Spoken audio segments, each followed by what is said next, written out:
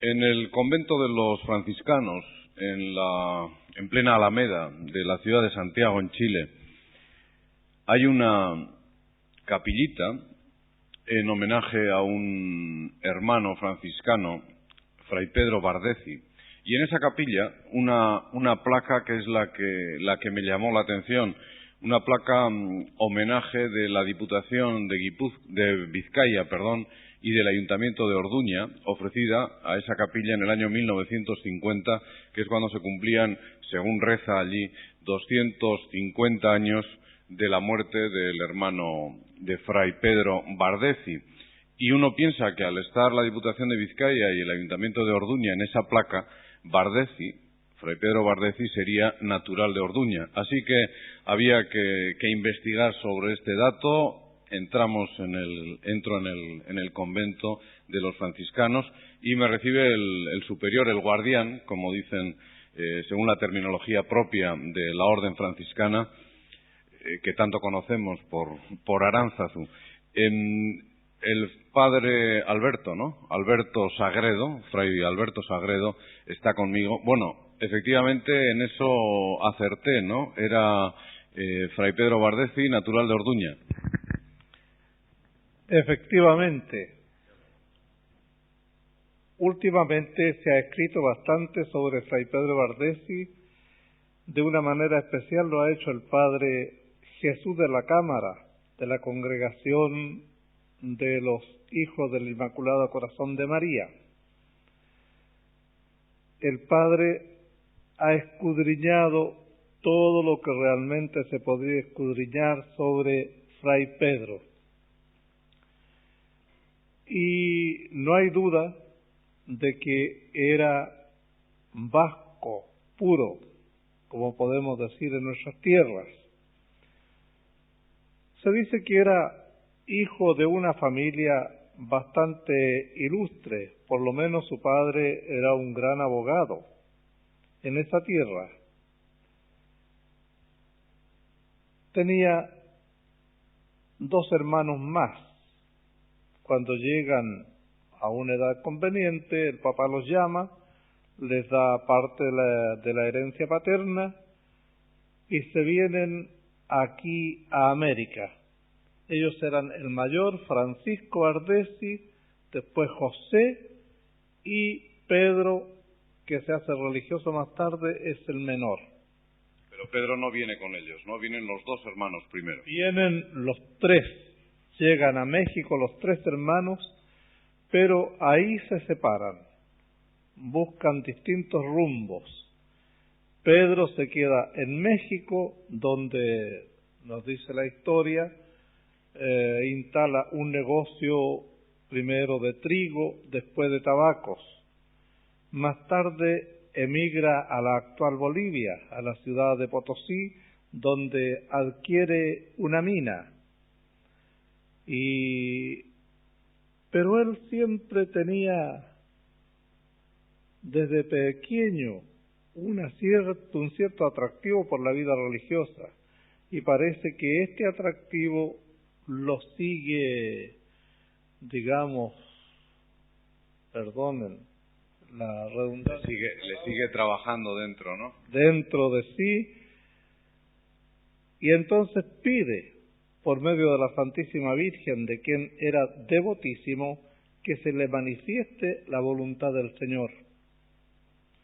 Y un día, una imagen de la Virgen María le habla y le dice que le obsequie 2 lámparas de plata de su mina y que después le manifestará la voluntad del Señor. Así lo hace Pedro.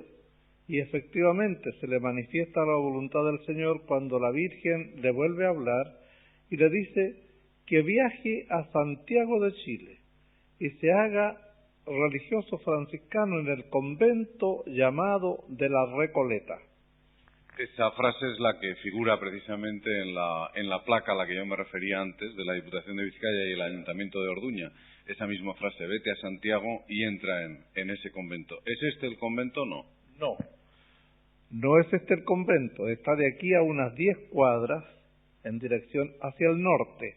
actualmente en nuestra casa de noviciado. Allí ingresó Fray Pedro. Ya mayor, ¿no? Tenía más o menos unos 25 años, tal vez pasaditos, ¿ya? Él llega aquí a Chile en circunstancias bien especiales, que su hermano mayor, don Francisco, se había instalado acá en Santiago y era, como quien dice, uno de los fundadores de la aristocracia chilena. Todos saben que la aristocracia chilena desciende prácticamente del pueblo vasco. También se había instalado aquí su hermano don José, los dos muy considerados, pero especialmente don Francisco, que más tarde obsequiará su misma casa, que estaba aquí unas cuadras más arriba del convento, en la esquina de la calle Carmen, la obsequiará para fundar el primer monasterio de Carmelitas Descalzas. Y también será el patrono o fundador de la actual parroquia de San Isidro. Es una vez que su hermano Pedro ya había ingresado en el convento. Exactamente. Por cierto, ¿por qué, cuál es la fama de Fray Pedro Bardeci? ¿Qué es lo que de él nos dice la historia para que en este momento, ya como siervo de Dios y venerable, se esté removiendo la causa de beatificación, y además se haya estado removiendo desde hace bastantes años también en Orduña, también en Vizcaya, con acciones incluso de diputación, como he podido leer por ahí en alguna gestión que la Diputación de Vizcaya pues hace casi 50 años estuvo promoviendo? Mire, en realidad, poquitos años después de la muerte de Fray Pedro, que ocurrió el 12 de septiembre de 1700, comenzó a promoverse esta causa de beatificación, dada la vida tan ejemplar que llevó por 25 años este religioso. Esta vida ejemplar se notó especialmente por el cumplimiento de la regla franciscana, por su trato con los más necesitados. Él fue un humilde religioso en el estado de Lego. Recorría todos los días la entonces ciudad de Santiago y sus alrededores pidiendo limosnas para ayudar a los más necesitados. Tanto es así que los más necesitados en ese tiempo lo llamaban el padre de los pobres.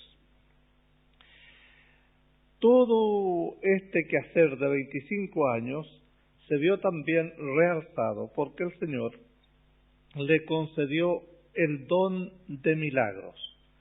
Ya esto lo vemos desde el día en que él se va a hacer religioso al convento de la Recoleta, como antes de llegar al convento, pasando por delante de una enorme cruz que ahí existía, se eleva en los aires hasta la altura de los brazos de la cruz.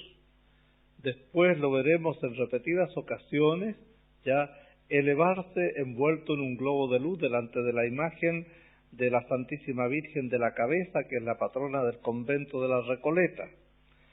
Veremos cómo tiene el don de bilocación. Esto se demuestra estando él almorzando en casa de su hermano don Francisco, se queda como en éxtasis y después de varias horas, según nos dice la historia, vuelve en sí y le comunica a su hermano que ha muerto su padre en España, como así efectivamente sucedió por las noticias que llegaron más tarde.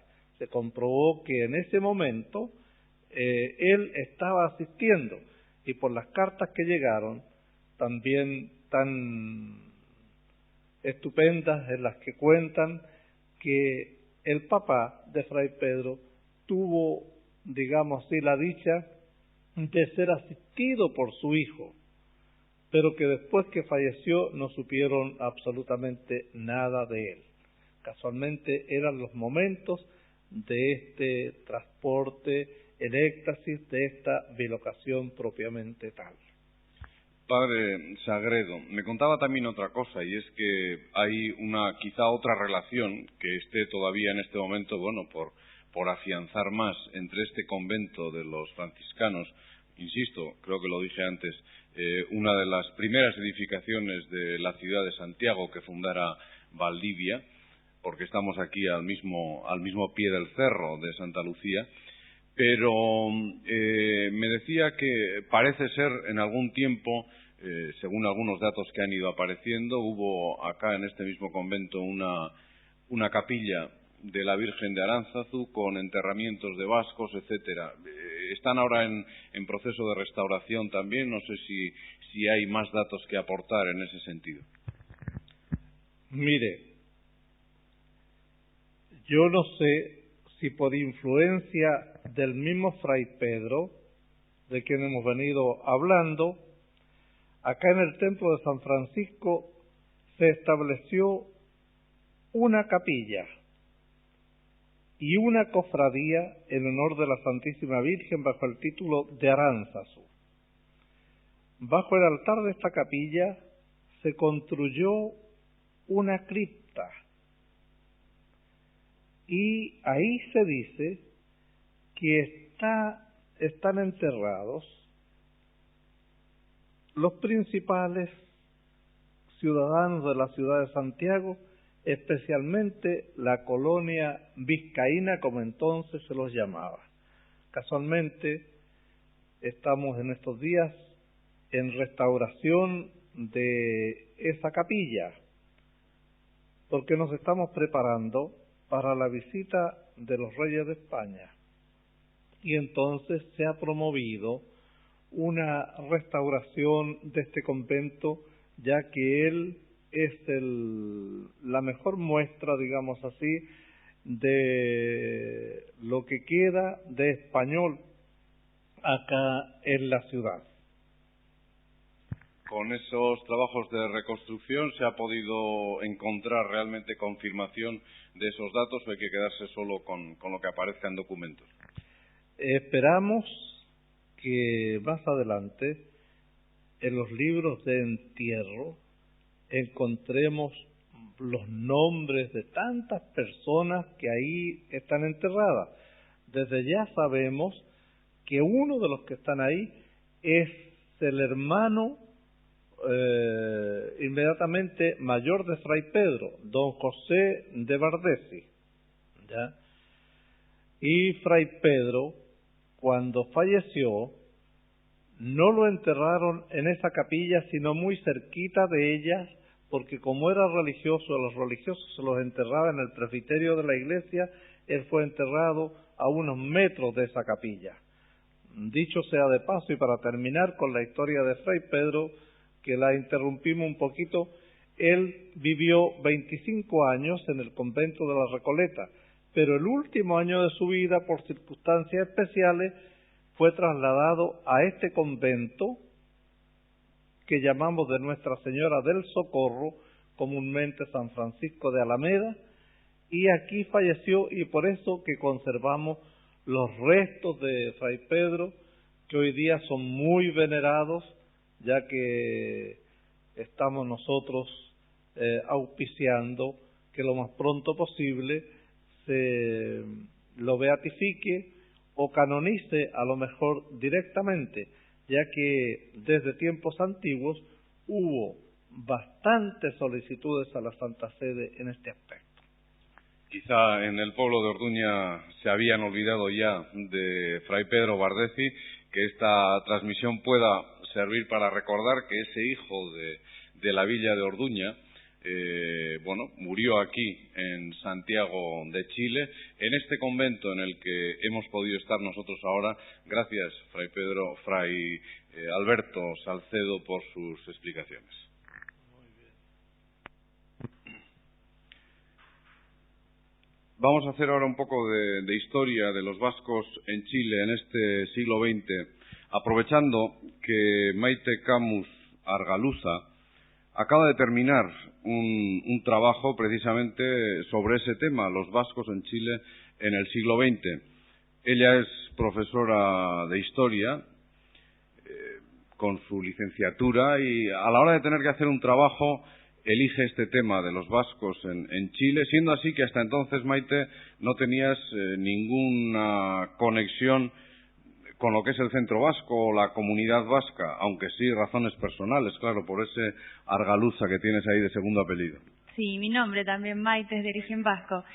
Sí, es verdad, hasta que me decidí por el tema no había tenido contacto con el Centro Vasco de Santiago, fundamentalmente porque mi familia no es de Santiago, nosotros somos de Coquimbo, entonces por esa razón, hasta que me vine a estudiar a Santiago en la universidad y elegí este tema, no conocía o no había venido al Centro Vasco de Santiago. ¿Tu familia sigue fuera de Santiago? O sea que tú eres la única que mantiene contacto en este sentido. Claro, en ese sentido sí, pero ahora ellos también a través mío. Bueno, háblanos un poquitín, aunque sea muy poco, de ese pasado vasco tuyo, de tu madre, de tu abuelo, quizá, no sé. Bueno, ellos fundamentalmente fueron los inspiradores, podríamos decir, de este trabajo mío, cómo me surgió la motivación de hacerlo. Mis abuelos son oriundos de Algorta, bueno, cercano a Bilbao, y ellos, tal igual que muchos otros, emigraron en el año 1922. Llegaron a Chile, estuvieron algunos años en Valparaíso y posteriormente se radicaron en Coquimbo hasta los últimos días de su vida. ¿Y se dedican a, Maite? Comerciantes. Es una pregunta que viene a cuento porque iremos viendo después, a propósito del trabajo que ella ha hecho, cuál es ese cambio o esa dedicación fundamental de los vascos que han ido viniendo a lo largo de estos años de este último siglo aquí en Chile. Bueno, ¿con qué material se cuenta? ¿A qué fuente se puede recurrir para hacer este tipo de estudios? Bueno, yo primero que nada estuve tratando de tener acceso a fuentes oficiales del Gobierno de Chile, fundamentalmente Ministerio de Relaciones Exteriores, Ministerio del Interior, pero la verdad es que hasta el momento no se puede contar con algún registro oficial en cuanto al ingreso de inmigrantes vascos al país. Es por eso que no pude hacer mi trabajo basándome en esa fuente y lo hice a través de una entrevista hecha a los socios de la Euskotxea de Santiago nacidos en el País Vasco. Y en el tema ese de buscar información oficial, me imagino, claro, está de por medio el problema de muchos que quizá no se hayan nacionalizado, chilenos, o bastantes, no sé si la mayoría se habrán nacionalizado o no, y por lo tanto no existen en el registro no nacionalizados, pero desde luego sí está el problema de que normalmente los vascos que han venido en este último siglo lo que no han hecho es pasar por la embajada española ni registrarse en el consulado, entonces es lógico que no existan esas referencias de entrada, ¿no? Sí, por una parte puede ser eso, pero eso yo me estaba refiriendo fundamentalmente a la parte de los archivos que tiene el gobierno chileno. En el consulado sí es posible que esté esa información, pero hasta el momento ellos tampoco pueden dar un listado de cuáles son vascos. Ellos los tienen ingresados todos como españoles, en general, de toda la península, sin clasificar la región de la cual provienen. Por lo tanto, tampoco me servía para este estudio. Bueno, entonces, Maite, te decides finalmente por el método más directo, que es la entrevista, ya que no hay otras fuentes. Método directo, pero al mismo tiempo, bueno, muy costoso, porque hay que ir uno a uno localizando a la gente. No sé si para eso lo que hiciste es utilizar el archivo del Centro Vasco, que te lo pondrían aquí a tu disposición, me imagino, con direcciones, teléfonos y todo, ¿no? Sí, fundamentalmente fue eso. En realidad la ayuda que recibí acá en el centro fue pero valiosísima en ese aspecto porque ellos me hicieron el contacto con las personas, con sus direcciones, por eso pude llegar hasta ellas. Bueno, entonces, ¿cuántas entrevistas llegaste a hacer?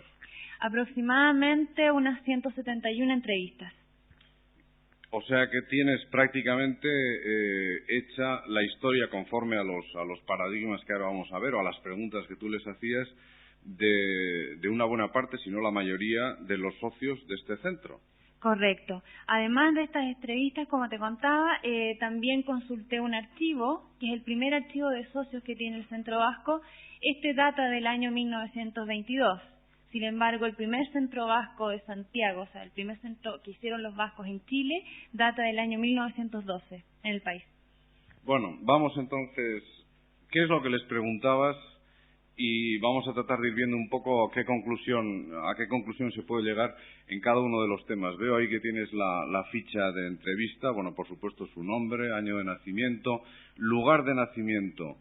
¿Alguna cosa interesante que señalar ahí, quizá en cuanto a la procedencia de esos que venían, fundamentalmente vizcaínos, guipuzcoanos o navarros o de Iparralde? ¿Cómo queda más o menos eso?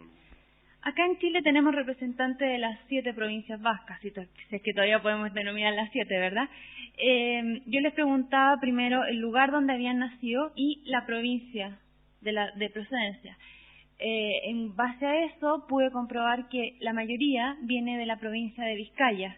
Esto ha sido una constante durante este presente siglo, fundamentalmente, como digo, la provincia de Vizcaya, y después vendrían los guipuzcoanos en un segundo término. También encontramos presencia de vascos franceses en el país. Bueno, entonces, seguimos con esa ruta del viaje. Yo me imagino que la ruta sería más o menos la misma para todos, ¿no? No habrá habido ahí... Existen variaciones en cuanto a qué década se trate, por condiciones lógicas. Los de principios de este siglo no tenían el acceso a la vía aérea como los actuales, ¿verdad? Para ellos, entonces, la primera ruta, la ruta que utilizaron con mayor frecuencia fue por el Estrecho de Panamá, porque era una ruta que les significaba acortar el tiempo de duración de la travesía. Seguimos con otra pregunta que es, bueno, año de llegada a Chile, sí. ¿Cuál es la época que da una mayor llegada de vascos a Chile en este siglo, claro? Bueno, históricamente la presencia de inmigrantes vascos a Chile ha sido constante. Siempre han estado llegando en mayor o menor número. Sin embargo, para este siglo podemos decir que las décadas que recibieron una mayor afluencia de inmigrantes fue entre 1940 y 1955 aproximadamente. Por lo tanto, bueno, época de exilio para muchos de ellos, sino para la mayoría. Pero bueno, eso veremos un poco después, porque también se les preguntaba por el motivo, sí, de venir a Chile. Actividad que desempeñaban en el País Vasco en el momento de emigrar. ¿Cuál es la que domina entre los que vinieron? En este punto podríamos decir que la actividad dominante, o sea, mayoritaria, sería labradores, es decir, trabajadores de caserío, que en un cierto momento se vieron, bueno, que la tierra ya no daba para todos y tenían que ver nuevos horizontes. ¿Y al llegar a Chile siguen siendo agricultores o cambian radicalmente? No, curiosamente los que siguieron siendo agricultores son la minoría, es decir, contados con la mano. La mayoría tomó otros rubros de actividades económicas, insertándose preferentemente en el sector comercial e industrial, favoreciendo, por supuesto, al desarrollo económico tan necesario para Chile en esos momentos. Y ahí en ese campo, además, Maite, con alguna connotación particular, ¿no? Por lo menos lo que uno oye cuando le hablan por primera vez, dice, bueno, allí te vas a encontrar gran cantidad de panaderos y de zapateros o de gente trabajando el cuero. ¿Es así realmente? Sí, eso es una realidad. Es muy notorio, sobre todo si recorre un barrio de Santiago, la gran presencia de panaderos vascos. La mayoría proviene de una inmigración que se produce desde del barrio del Bastán, en la provincia de Navarra. Todos ellos allá tenían las profesiones de labradores y al llegar a Chile se insertaron en la industria panaderos, en el rubro de panaderías. En la actualidad incluso hasta los molinos son de propiedad de ellos. También en el rubro del calzado, de curtiembres, fábricas de zapatos, es muy importante la presencia del industrial vasco. ¿Te preocupabas al preguntarles también por si venían solos o si les acompañaba alguien? La mayoría solos, quizá, en esa época. Correcto. La mayoría, la edad a la que emigraban fluctuaba alrededor de los 20 años, indudablemente que eso motivaba a que vinieran solos. o a lo más en compañía de algún amigo del pueblo. Como al venir 20 años era muy difícil que ya tuvieran una familia constituida, generalmente venían solteros, y su preferencia acá en Chile optaron por casamientos entre vascos, es decir, casi el 60% se casó con una vasca, se mantuvo, podríamos decir, un tipo de endogamia.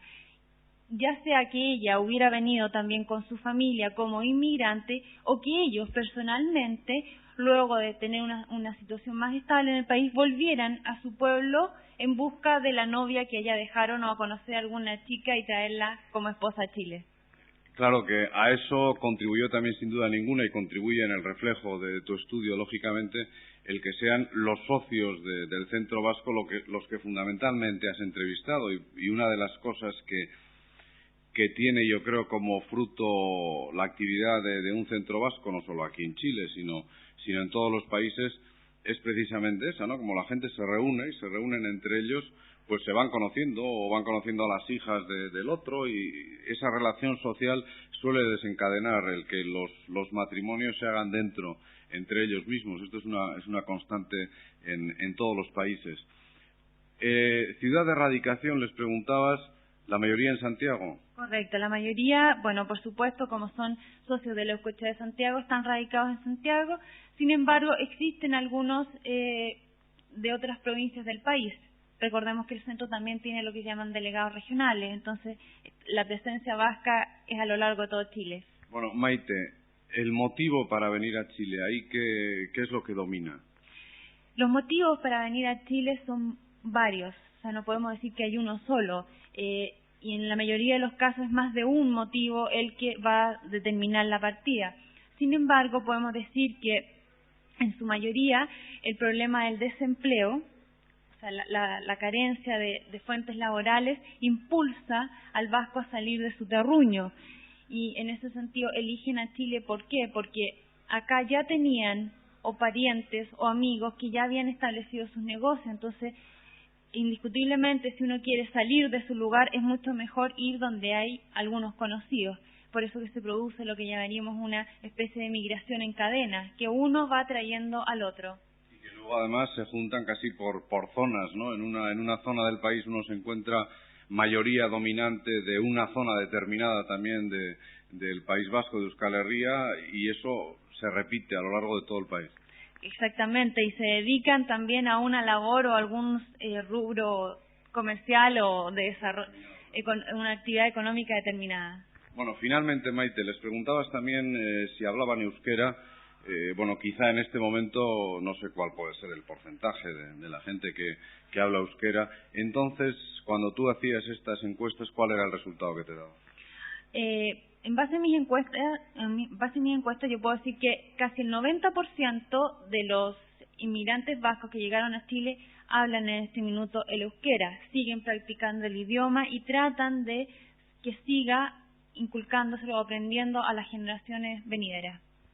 Maite Camus Argaluza, terminamos nosotros, pero yo me imagino que terminamos la conversación, quiero decir, pero yo me imagino, no sé, que este trabajo no termina, ¿no? Quizá, yo no sé si a lo largo de haber ido haciendo el estudio se te han ido sugiriendo también otras posibles vías para seguir o puntos en los que concretar más o llegar más al fondo. Quizá es una primera aproximación, suponiendo que no había nada hecho hasta el momento. Correcto, o sea, esta es una primera aportación, podríamos decir, al tema, que es como yo he titulado mi trabajo, solo una aportación al problema de la inmigración vasca a Chile, porque es un tema que da para mucho, y en la medida en que cada vez más vayamos teniendo acceso a nuevas fuentes, podremos decir nuevas cosas. Ahora lo que hace falta, Maite, es que en la universidad le den el visto bueno, ¿no? Y que te sirva encima para el trabajo que tienes que hacer. Es lo que espero. Gracias, Maite Camus, por estas explicaciones que nos has dado y sobre todo por el trabajo que de cara al futuro puede ser muy importante, porque es eso, el primer paso que se da para conocer lo que es la historia de la presencia vasca en Chile en este siglo XX.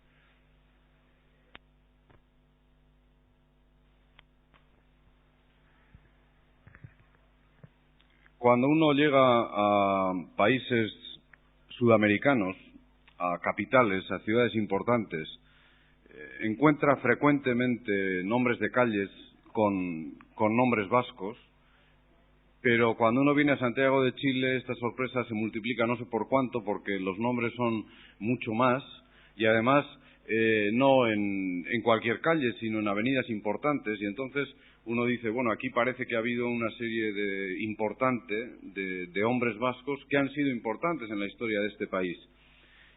Y al final, pues claro, uno quiere saber algunas cosas de estas, y por este camino entró precisamente en una vía de investigación, abriendo caminos de investigación, Miguel Laborde, que ha escrito precisamente en esa línea, Vascos en Santiago de Chile, pero a partir de lo que podía ser el callejero. Bueno, Miguel Laborde es chileno, nacido en Chile, pero de padres vascos, padre y madre vasca, ¿no? Abuelos vascos, con la tierra que les tiraba mucho, así que ellos llevaron a mis padres, de distintas familias por supuesto, a educarse allá, a los 2, 3 años, y ahí estuvieron hasta los 15, 16 para volver. Curioso, será quizá un caso también que no se haya repetido demasiado, ¿no? No. Además era gente que iba medio año a pasarlo allá y medio año acá. Por cierto, Miguel, ¿tú has estado allá después, alguna vez has estado en el país con esa, no sé, llevando el reflejo de esa experiencia que podías estar recibiendo de tus padres que se habían educado allá y que luego pues igual no volvieron, ¿no?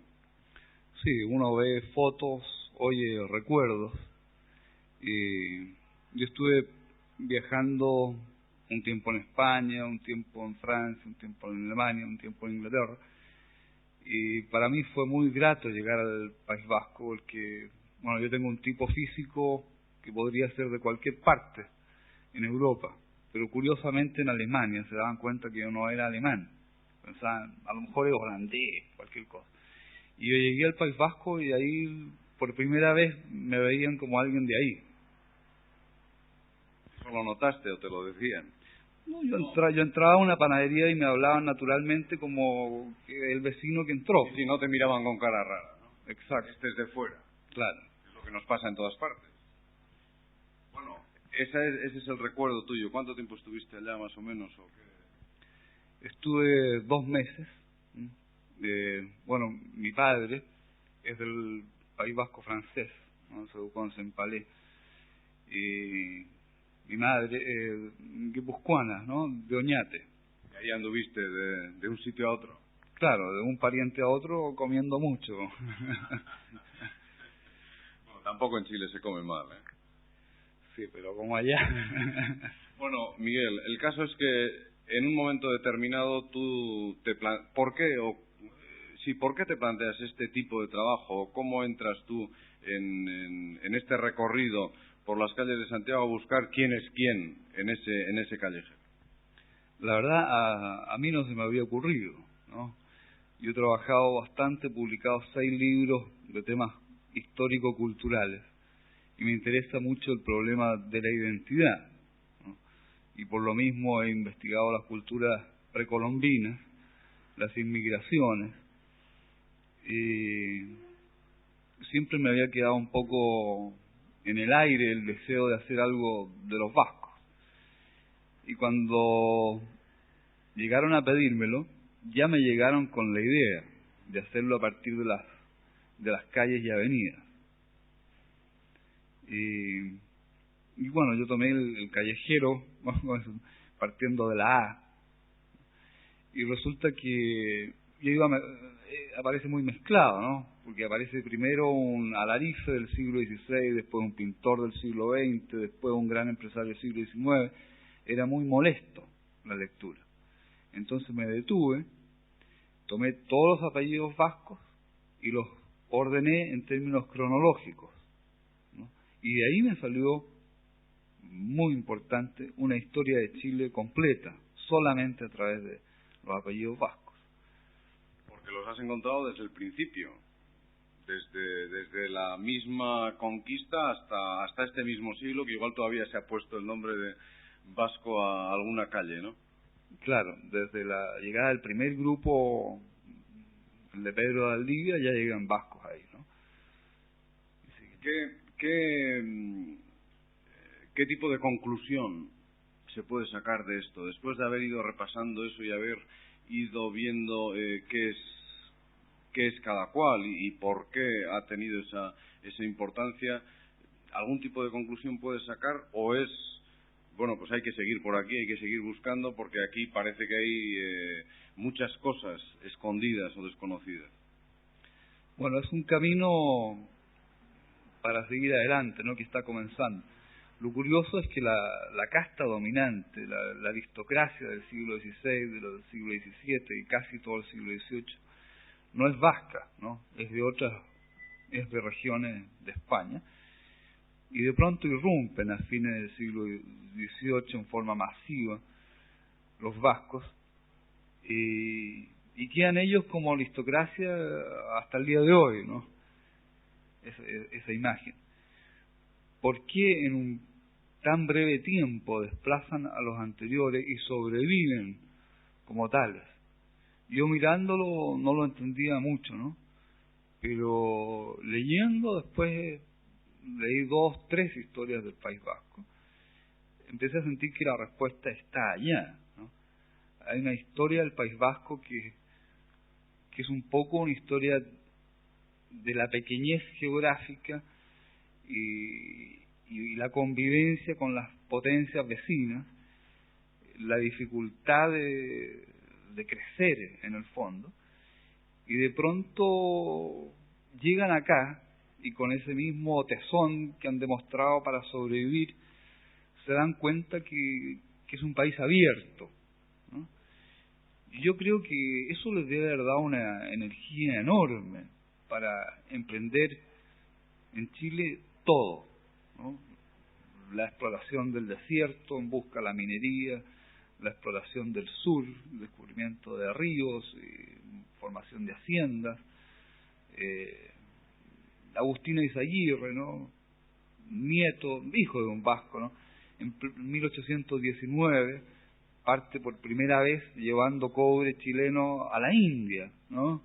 Y en Hawái encuentra a la reina Poamaré, que todavía estaba viva, y las danzas hawaianas en la playa. Sortea a los piratas en Singapur y llega hasta el Golfo de Bengala, ¿no?, con cobre de la India. Son empresas mayores, ¿no?, que no se explican sino por un deseo como postergado en el País Vasco de hacer grandes cosas, y aquí las hacen.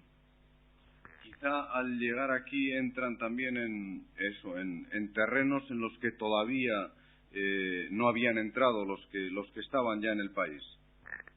Se puede decir quizá que esas otras culturas que decías antes, o esas otras etnias que estaban hasta entonces, digamos, en la aristocracia chilena o en la capa dominante a todos los niveles, económico y social en el Chile del 17 o del 16, se habían anquilosado en ese sentido, no seguían buscando como quizá buscaron en su primer momento cuando llegaron, y esta remesa de vascos que llega en ese momento abre caminos nuevos y bueno, tiene la suerte quizá, digamos, de abrir los caminos que han sido después futuro del país. Podría ser algo así, aunque claro, luego eso habría que intentar de comprobarlo, ¿no?, con los datos. Bueno, el vasco que llega es más trabajador que los de otras regiones de España, ¿no? Los demás han heredado estas encomiendas que vienen de los conquistadores y un poco han vivido sin hacer nada, ¿no? El vasco llega con un espíritu de trabajo y por lo tanto cuando empieza a dinamizarse la sociedad y comienza el comercio exterior y realmente una agricultura no solo regada por la lluvia, sino que con canales de regadío que deben hacerse y un trabajo fuerte, el vasco está mucho más preparado para eso, no tiene ningún prejuicio para trabajar. En el caso de Errázuriz, por ejemplo, que es un apellido muy, bueno, de 2 presidentes de Chile, muy aristocrático acá, El primero tiene un negocio y él duerme en el negocio, encima del mesón, ¿no? Y eso no lo habría hecho ningún aristócrata tradicional chileno. Él lo hace y el término de su vida es millonario. Yo recuerdo que el otro día veía en una de esas librerías de viejo que hay aquí, que en Euskal Herria, en el País Vasco, por desgracia no hay, no son frecuentes, y en estos países uno se las encuentra en todas partes.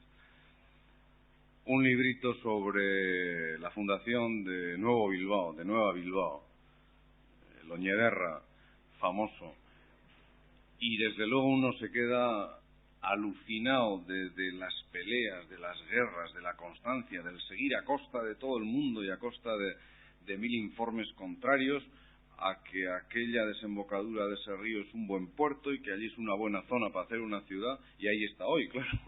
Eso es lo serio del asunto, ¿no? Esta es puede ser un poco el término medio, diríamos, el denominador común de lo que tú decías ahora, ¿no? Sí, hay una actitud dinámica, creativa, ¿no? El primer vasco que llega ahí, y han pasado muchos otros personajes por el lugar, pero el vasco que aparece ahí mira y ve el fondeadero y ve los árboles de los bosques que crecen a la vera y ve que ahí hay madera para astilleros y que se pueden hacer jarcias para las naves y que está todo dado para el puerto, y él lo ve y antes no lo habían visto. ¿Qué podemos deducir de aquí, Miguel? ¿Se puede seguir por aquí investigando hasta dónde? Una pregunta bien difícil, pero yo creo que el diálogo tiene que continuar, ¿no? Yo creo que la clave del auge de los vascos en Chile viene de allá, ¿no? De la manera en que se vivía allá. Hay también aquí una actitud de gozar el espacio, la posibilidad, ¿no? Y gente de familias que allá tenían 2 o 3 hijos, aquí tienen 13, 14, 15 y 20 hijos, ¿no? Un poco sabiendo que todos van a vivir, que hay espacio para todos, ¿no? Hay una actitud vital de poder explayarse, ¿no? Y de crear un país. Y lo crean los vascos a todo nivel, porque uno lo encuentra así en el comercio y en la industria, pero también en la filosofía y en la teología y en la pintura, en todos los campos. En este momento sería un mito ya el seguir manejando lo que hace igual 40 años o 30 años podría ser realidad, de que los vascos sí, en Chile sí tienen muchos panaderos y muchos zapateros, ¿no? Yo creo que en este momento la diversificación es absoluta, y sigue habiendo posibilidades además de seguir diversificando y de seguir aportando. Sí, la sociedad ha cambiado mucho porque Chile es un país que a partir de los años 25, 30 genera una clase media que no existe como tal en el resto de los países latinoamericanos, tan fuerte y educada, ¿no? Que nace en un momento anticlerical de corte político liberal, y se difunde la cultura, la educación hasta los últimos rincones de Chile, se multiplican los diarios, se multiplican las radios, y nace esa fuerte clase media que obviamente hace ascender apellidos de cualquier origen, ¿no? Y al mismo tiempo otros inmigrantes, alemanes, ingleses, franceses, que han llegado a fines del siglo XIX, más tarde, ya se han consolidado, y sus hijos, sus nietos también ya tienen un lugar prominente en la sociedad. Por lo tanto, la clase dominante, por así llamarla, ya es de muy distinto origen. Te voy a hacer una pregunta igual más personal para terminar, o más personal, en la que por lo menos tu ser de chileno, descendiente de vascos, además conocedor de la cultura propia de este país, por supuesto conocedor también de la cultura vasca o de la otra cultura, de lo que Chile ha podido recibir de Europa o de otras culturas. ¿Cuál es ¿Cuál es la postura? ¿Cómo se hace la integración? ¿O cómo se hace esa integración de lo vasco en Chile? ¿Cómo se es vasco en Chile? ¿Cómo habría que serlo? No sé, hasta qué punto tiene que llegar la sensibilidad de la persona que vive en este país, siendo de otro país, para integrarse en él? Bueno, Vicuña Maquena, en cuya avenida estamos en este momento, gran personaje del siglo pasado, e historiador chileno importante, viajó por el País Vasco y le llamó mucho la atención la similitud, no solo en la geografía, incluso en la arquitectura, sólida aquí por los terremotos, sólida allá por atavismo, y también le llamó la similitud de carácter, ¿no? Hay una ciencia nueva, ¿no?, que es la geocultura, que estudia la forma en que la Tierra influye en quienes la habitan.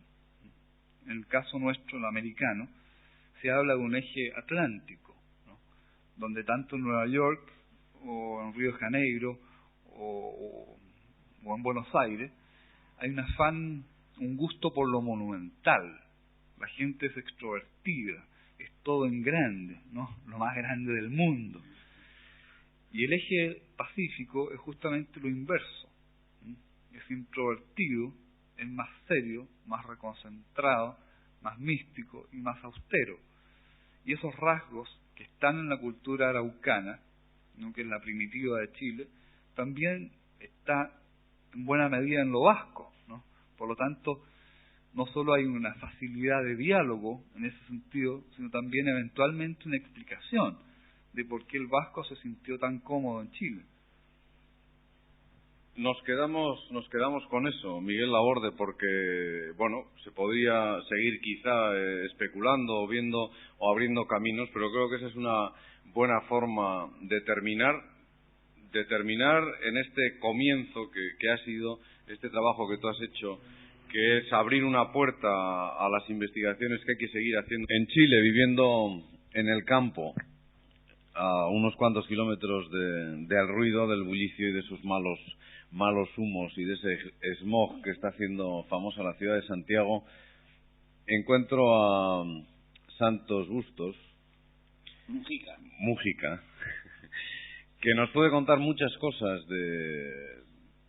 sobre todo yo quiero, porque tengo pendiente un tema que es muy importante, que fue Eresoinka, aquel espectáculo, aquel montaje global, diríamos, de todo lo que era la música, la danza, el canto en Euskadi en los tiempos difíciles, que fue aquella especie de campaña de sacar fuera del país, a Europa, al mundo, lo que era el País Vasco, lo que era Euskal Herria en su cultura, precisamente en los momentos en que más fuerte estaba siendo la campaña contra los vascos por parte de Franco y de quienes ganaban la guerra. Santos Bustos era entonces, o fue entonces, uno de los factotum de aquel montaje. Eresoinka, hace precisamente unos años se publicó un libro el gobierno vasco, por cierto, sin que Santos lo supiera, porque se enteró después aquí en Chile, ¿verdad? Por supuesto.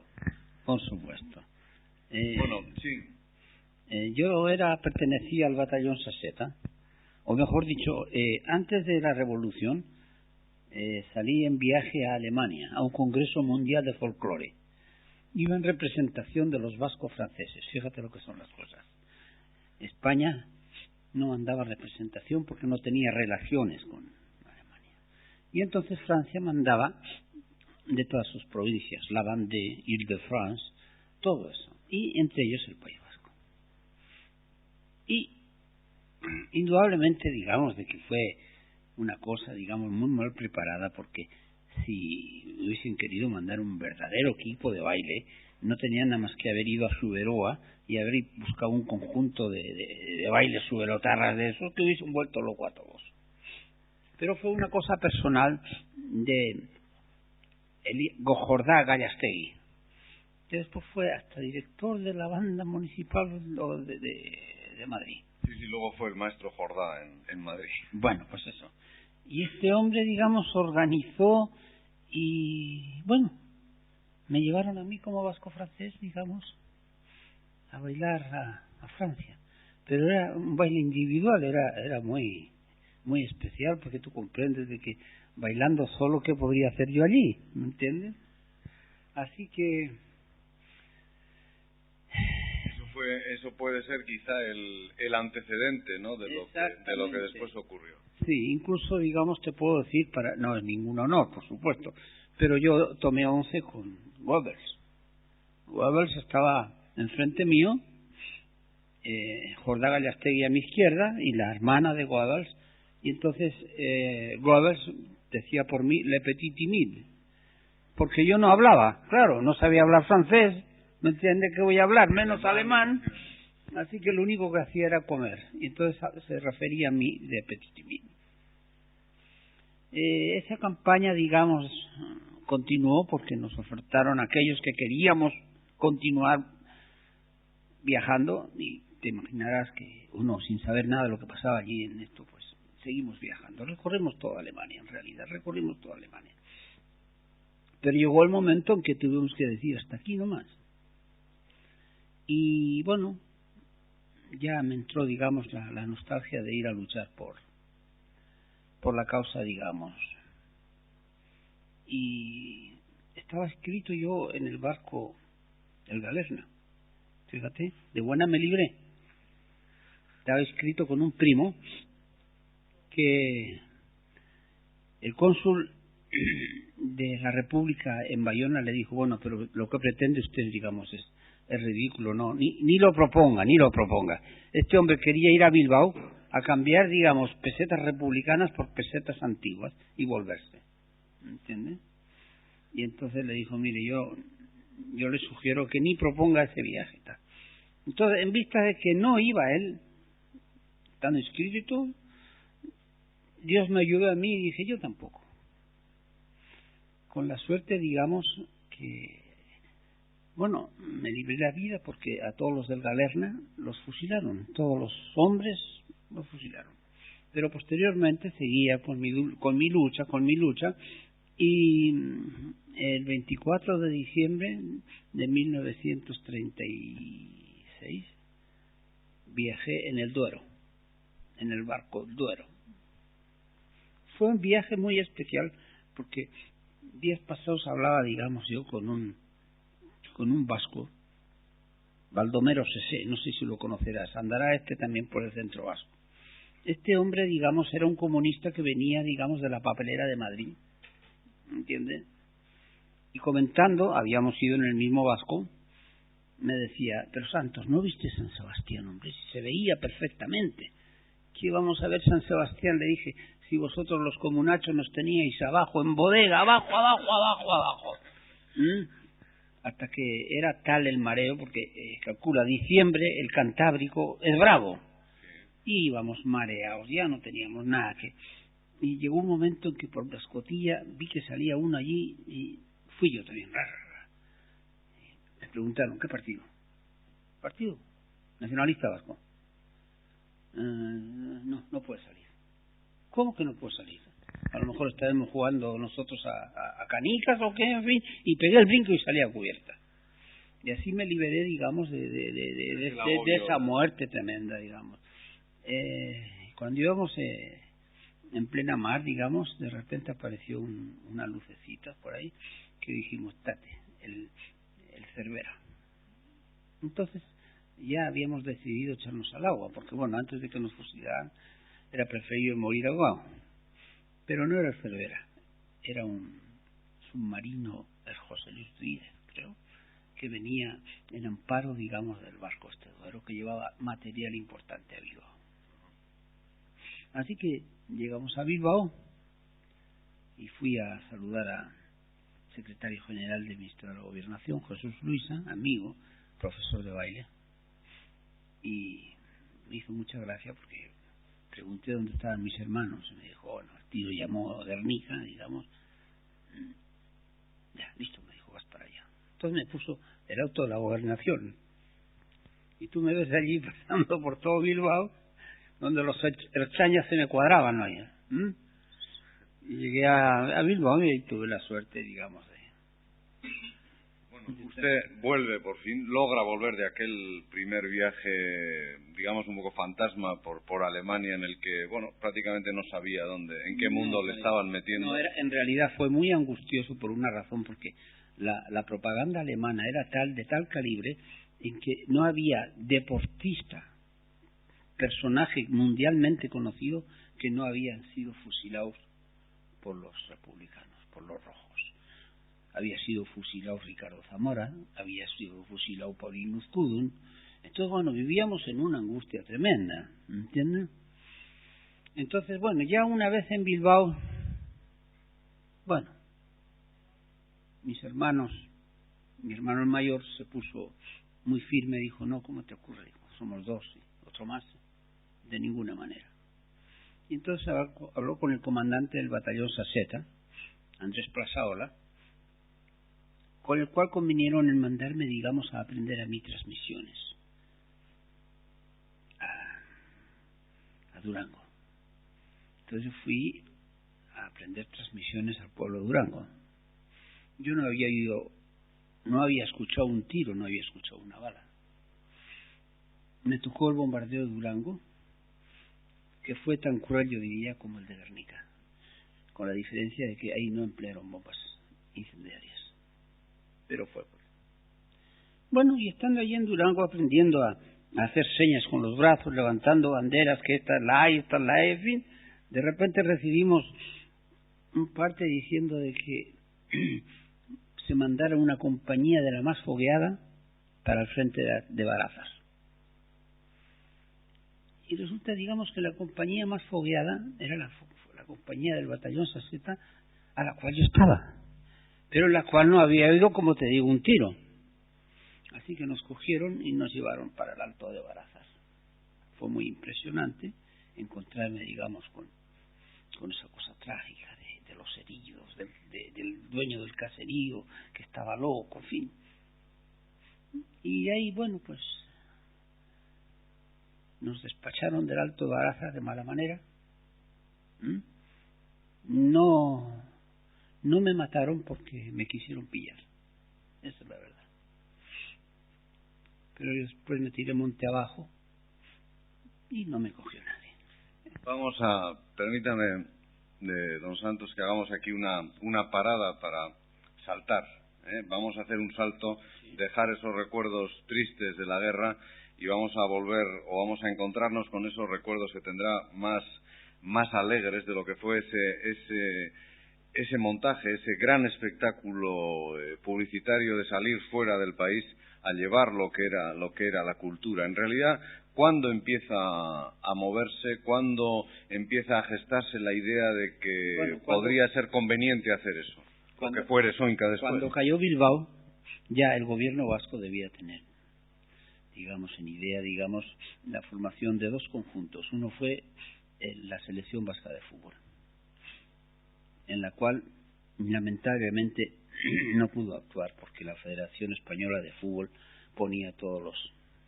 Y el otro fue el grupo artístico Eresoinka. Y a nosotros, digamos, nos sacaron de Bilbao con documentación, con pasaporte, con todo, por Santander. En momentos bien afligidos, porque en Santander había un jefe de policía, un tal Neira, que creo que, digamos, que no dejaba a títere con cabeza parado. Entonces éramos 8 los que íbamos a embarcar y primero pasamos 2. Entonces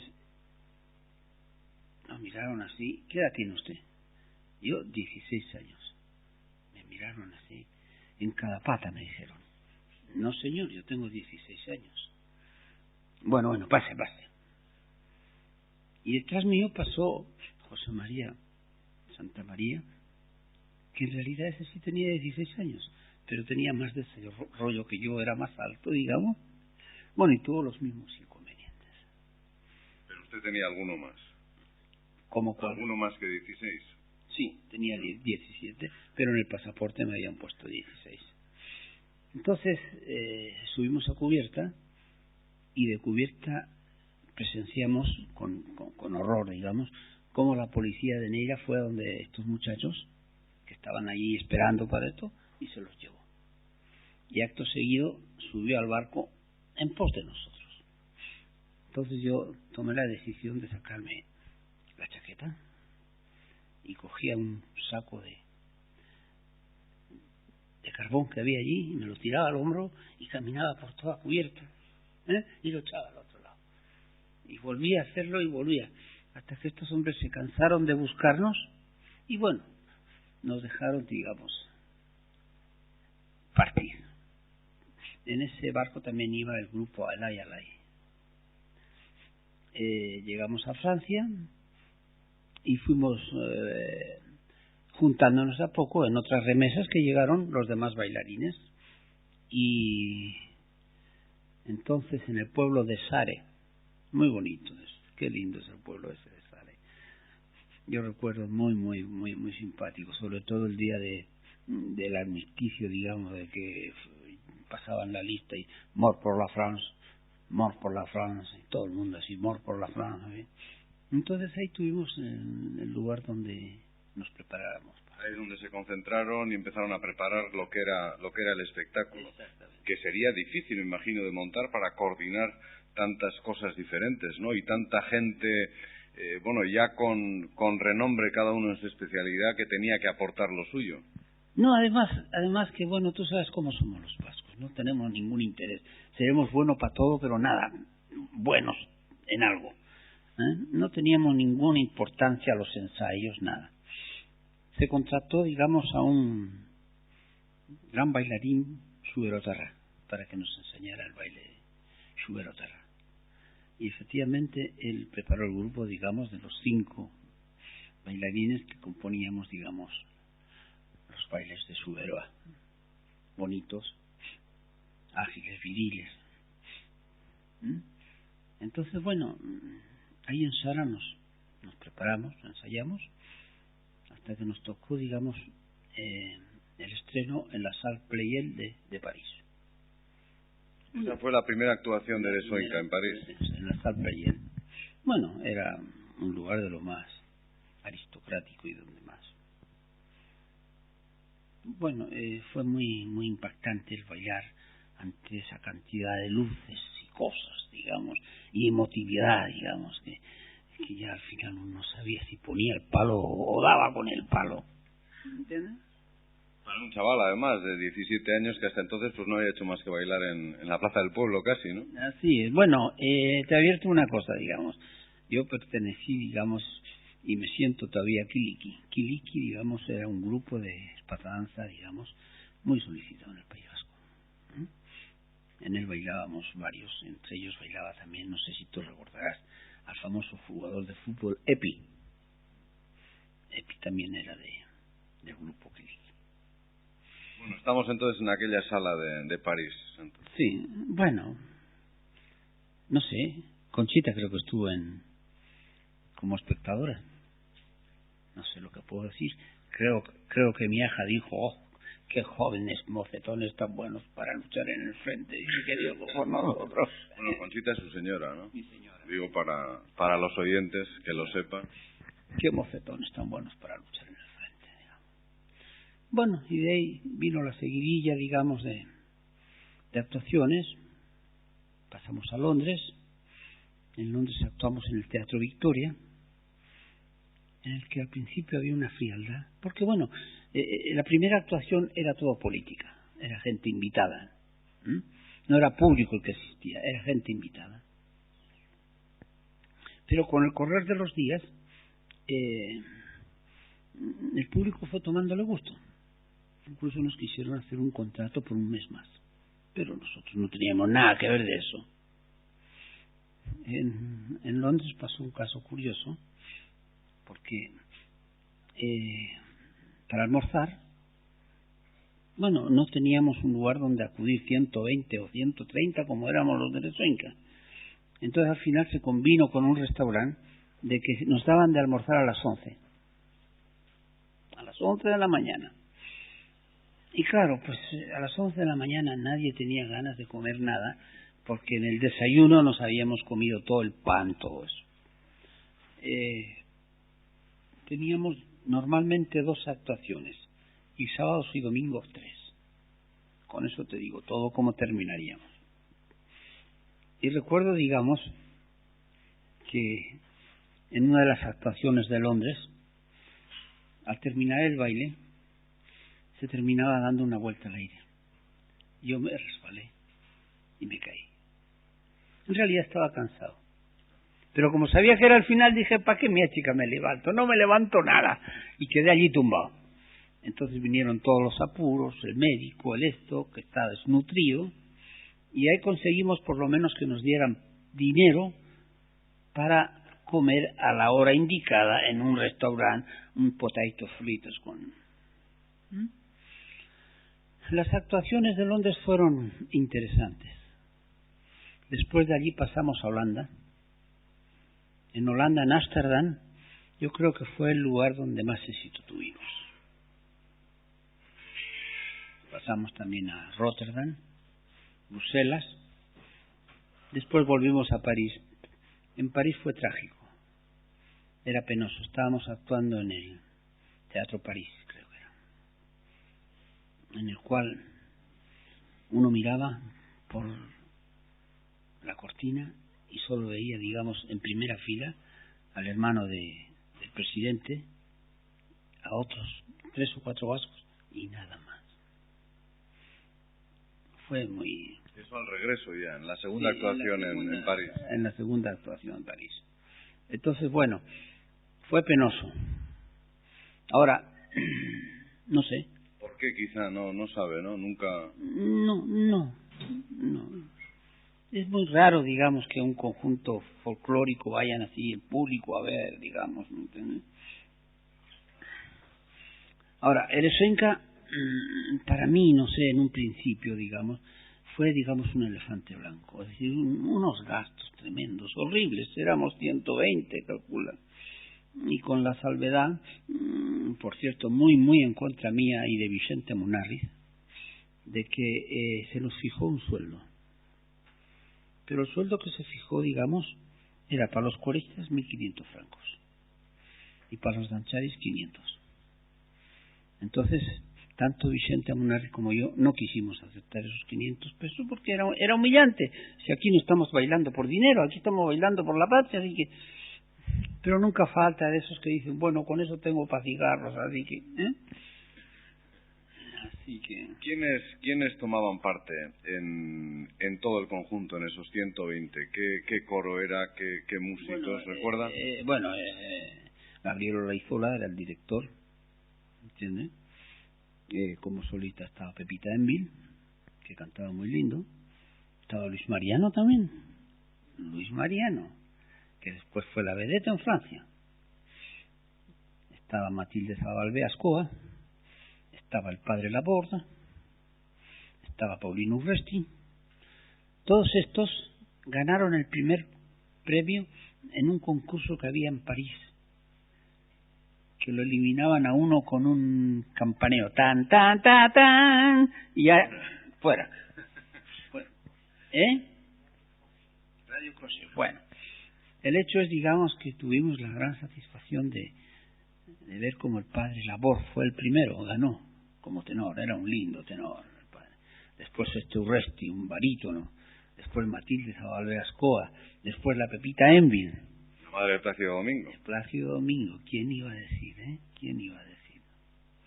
Gran amiga, buena muchacha. Y Luis Mariano también. Esos eran los solistas. ¿El coro cómo se formó? ¿Reuniendo gente de varios coros? Sí. No. Una gente que se pudo, ¿no? En aquel momento. Por supuesto.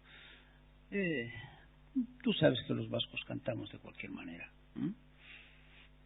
Teníamos también un subdirector del coro, digamos, que era, no me viene el apellido, digamos, que era el alma de preparar los ensayos, el trabajo duro. Era el alma. ¿Y la música? La música, bueno, era toda la música vasca, no se cantó ninguna canción que no fuera vasca. salvo en Inglaterra, que se cantaba al final el Good Save King, y terminábamos nosotros cantando Go Save King. Go Save King. Bueno, fue un montaje espectacular en el que el gobierno vasco puso gran empeño. ¿Usted cree que se logró el objetivo? Mire, honradamente no le puedo decir yo. Al nivel que estaba yo en aquel entonces, digamos, políticamente, posiblemente, porque el fin era político, no había nada que hacer, ¿me entiendes? Lo que sí digo yo, digamos, de que, bueno, calcula, el coro, por ejemplo, todos eran de frac, y todas las coristas, digamos, con traje de noche, de seda. Fíjate qué costo tendrían, éramos 120, ¿no? Pero bueno, fue plata bien gastada en buena hora.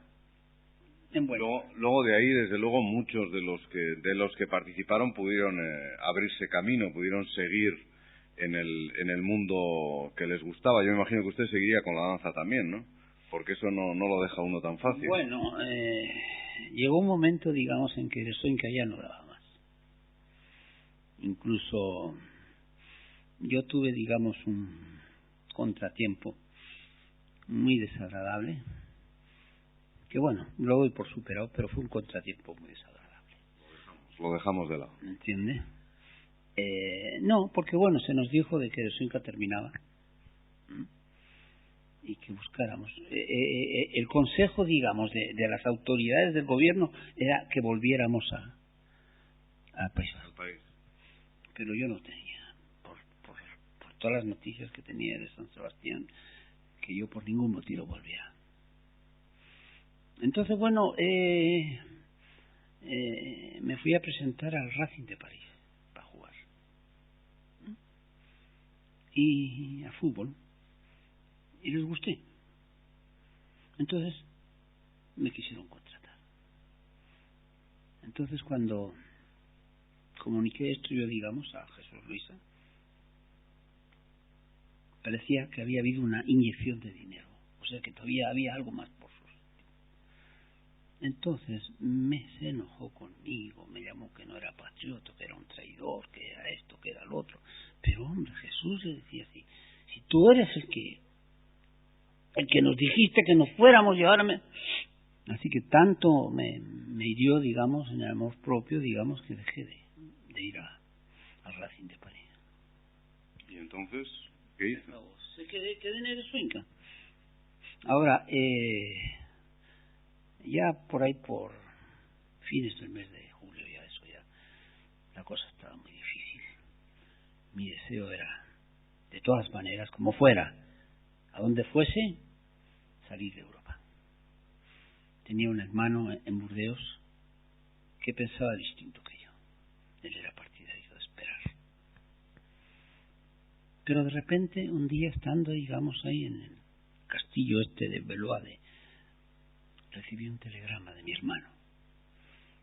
Este telegrama decía, ven inmediatamente, embarcamos para mañana para Chile, el lunes. Bueno, te imaginarás el impacto que sería para mí cuando yo discrepaba con él totalmente, digamos, de esa forma de pensar. Yo quería salir como fuese, y él quería. Así que fui al domingo siguiente, al día siguiente, que era domingo, fui en el rápido de París-Burdeos, cenamos en casa de unos amigos de despedida y al día siguiente, digamos, partimos para el puerto de La Palisse para embarcar para Chile. Yo no conocía en nada, me da vergüenza decirlo, fui un mal estudiante siempre. No conocía... No se puede ser danzar y futbolista y no sé cuántas cosas y encima estudiante. No sabía dónde estaba Chile. Lo único... No se preocupe, don Santos, que todavía hay gente que no sabe. Lo único que sabía era que era el único país del mundo en que producía yodo. Eso, todos los antecedentes que tenía. Así que embarcamos. El embarque individual fue rápido, eso sí. Pero como éramos 2.500, la cosa se hizo larga. Una vez que llegamos a cubierta, Se acercó un inspector, nos preguntó los nombres y nos dijo: un momento.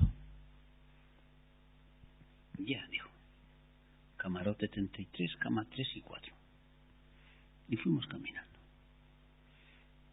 Cuando nos dejaron allí en el camarote, bueno, eran estos catres.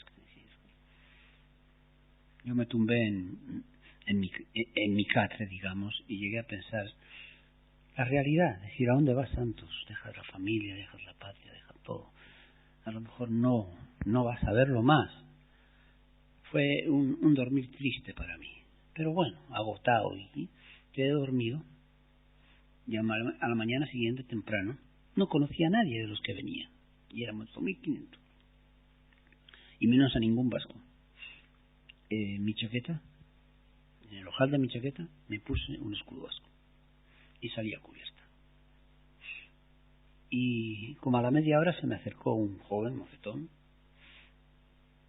que me dijo: ¿Zu euskalduna será? Baijauna, le dije: sí, soy vasco. Entonces me sonrió y me dijo: yo también soy vasco. Nos dimos un fuerte abrazo y de ahí sellamos una amistad. Norsanure. Sinsanure. Antonio Gallastegui. ¿Conoces a Antonio Gallastegui? Zure lehenengo laguna, ordon, hemen Chilen, edo Chilerako lehenengo laguna. Bai, ala da. Y este Antonio era muy simpático porque, bueno, parece que los dos traíamos el mismo problema. Habíamos dejado algo queriendo, yo en París, él en Durango. Y hacíamos versos en el camino. Pero él traía una verdadera obsesión y era, digamos, repasar las tablas de multiplicar.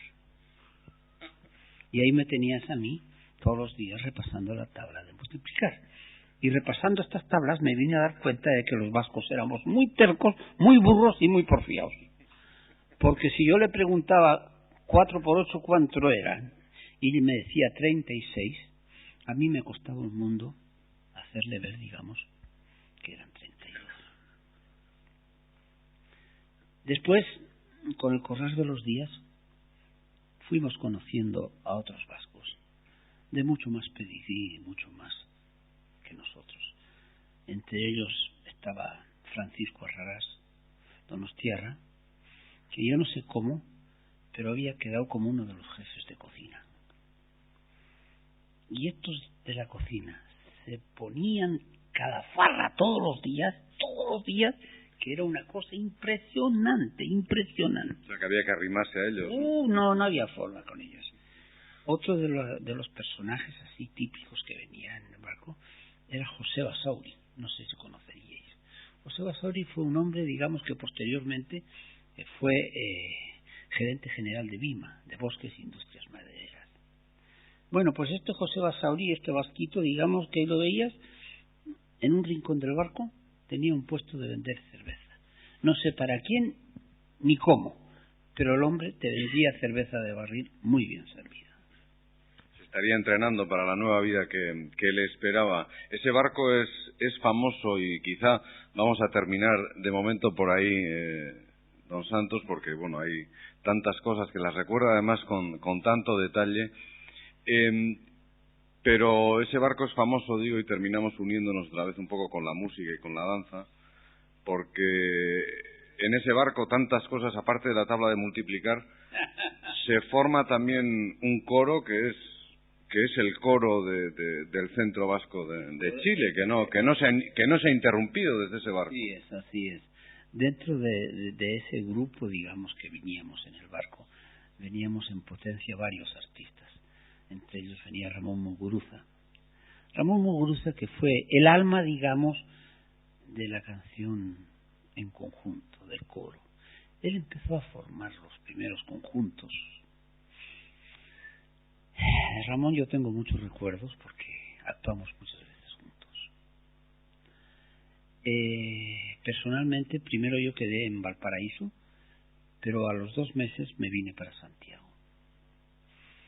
Y puedo decirte de que mi primera visita que hice en Santiago fue a Juventud Vasca, Puentes 7. Esta visita la hice a las 11 de la mañana. Y te diré que al subir las escaleras me temblaban los pies de una forma pero que me daba hasta miedo.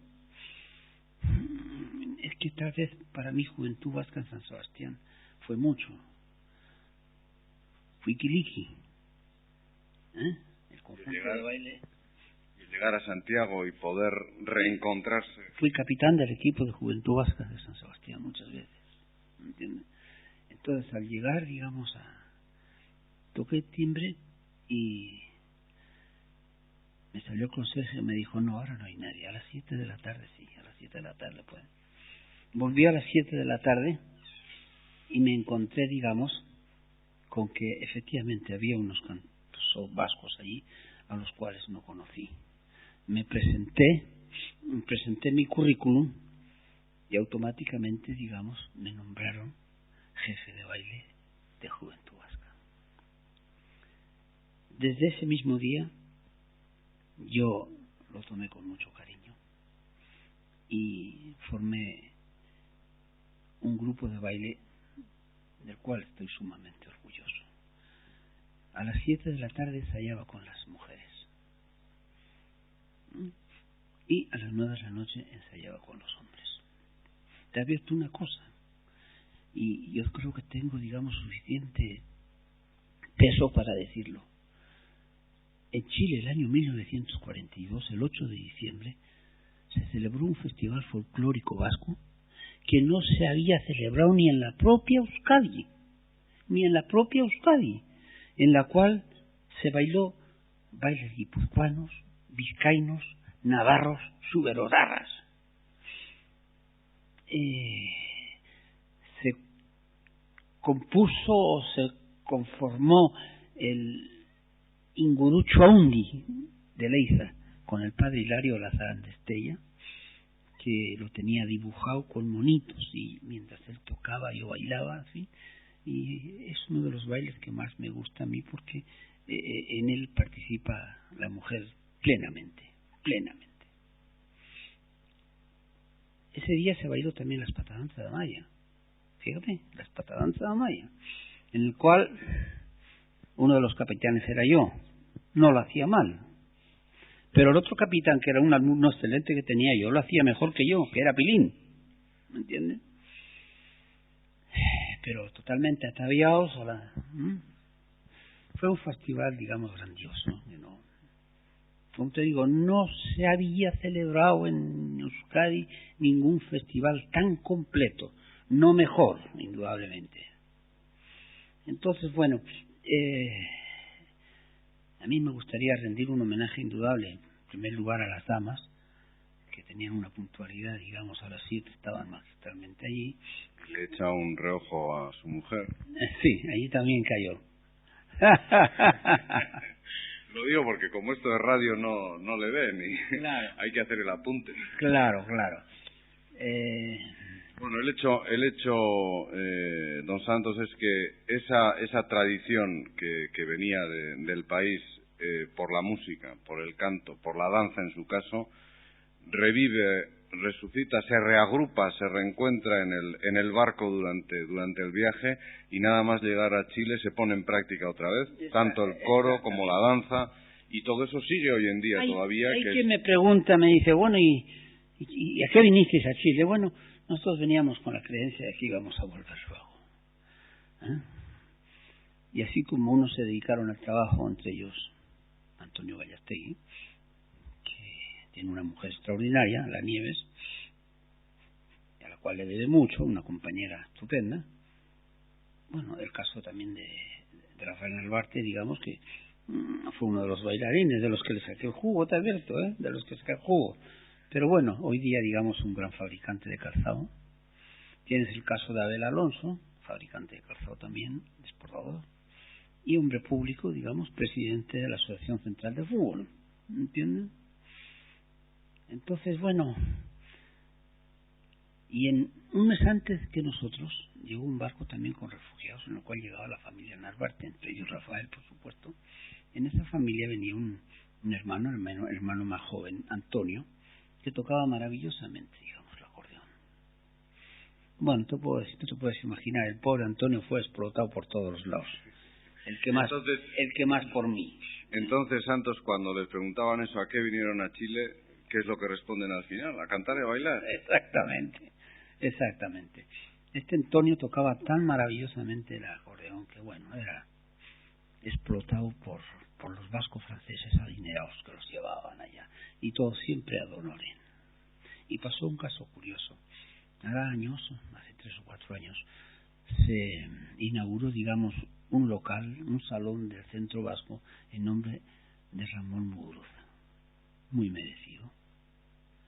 Y este hombre, el del 4x8 32, ¿me entiendes? Hombre que tiene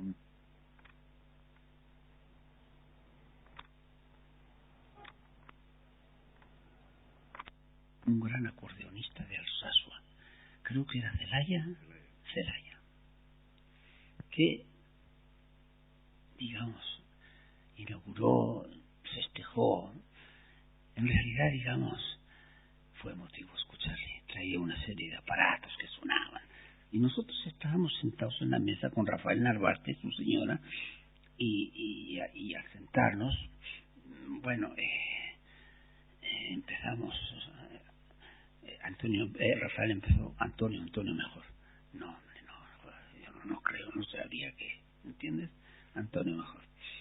Entonces, pasó un caso curioso, me tocó a mí, digamos, saludar al pobre Ramón, y lo saludé con mucho cariño, le dije, mira Ramón, le dije, yo sé que tú estás en el cielo ahora, porque otro sitio no hay para ti. Sé que tienes ya formado un coro vasco. Te quiero pedir una cosa, yo que también pienso ir al cielo, ¿entiendes? Tenme un grupo de mofetones vascos para que yo pueda formar un conjunto folclórico más extraordinario del País Vasco. Eso es llevar la danza dentro, Santos, y así terminamos. Gracias por todo lo que nos ha contado y por todo eso mucho más que tiene por ahí que nos podía contar, y sobre todo por ese amor al país que es el que le llevó en la danza por Europa y ahora durante tantos años aquí en Chile. Gracias.